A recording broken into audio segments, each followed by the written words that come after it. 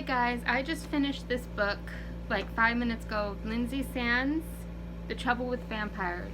Her new novel that just came out. And it's about the Argeneau family. And the man in here is a newt, and he found his life mate Pete. And she already knew about vampires or immortals. I'm not going to give that away of how she knows. And the way they meet is she's babysitting her nephew Pete, or her nephew Parker. Her name is Pete. And he lives next door to her, that couple. And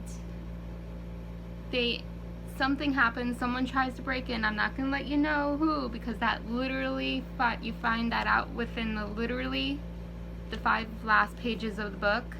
And the whole time is they're still tracking down the professor guy who changed himself into a vampire, and all the enforcers, or like the immortal police, is chasing after this guy who's torturing a lot of immortals.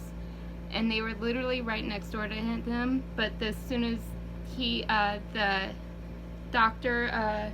Dressler found out that they all were next door, he took off and left all of the newly vampires that he created alone in that house. And I'm not gonna say who, but one of those vampires came and tried to break into the house next door and broke into Pete's apartment and attacked her. And they ended up taking care of him. And her twin sister, the mother of her nephew, obviously, comes back home. That person attacks her. She's becoming an immortal, and her son, who's only like that 7-year-old boy, is becoming an immortal himself. And that, of course, didn't really play out, because obviously these books are all about the couple of the life mates. That's what Lynsey Sands calls them. And so I would find, when they're finally coming out with a new book and they're playing that out, I would love to see how well or how not well her twin sister and her nephew are adapting to the new immortal life, because Pete is actually did not have any issues with that whatsoever. She actually loved the fact that she was an immortal now. And it wasn't until, and then of course at the very end, he's being kind of a douchebag and pushing her away for I would say selfish reasons, and she calls him out on it, and they end up, of course, having those shared dreams and end up having life mate sex. Let's talk about sex, baby. Let's talk about you and me.